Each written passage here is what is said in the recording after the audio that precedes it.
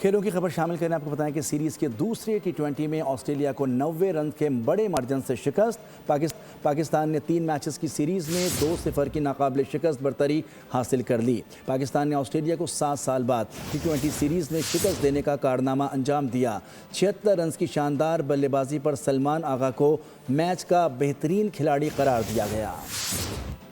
दूसरे T20 में Pakistani spinners की पुरफरेब बॉलिंग शादाब और अबरार ने ऐसा घुमाया कि मेहमान बैटर्स का सर चकराया। कुछ भी समझ न आया। बेबसी के आलम में पवेलियन वापसी का रास्ता पाया।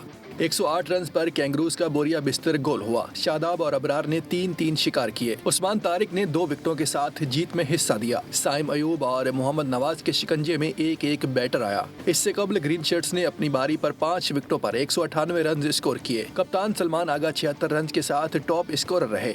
बाबर आजम सिर्फ 2 रन बना सके। साहबजादा फरहान सिर्फ 5 रन बनाकर पवेलियन लौट गए। साइम अयूब ने 23 रन का हिस्सा दिया। इनिंग्स के इख्तितामी लम्हात में उस्मान खान ने 36 बॉल्स पर 53 रन स्कोर किए। शादाब खान 28 और मोहम्मद नवाज 9 रन बनाकर नॉट आउट रहे।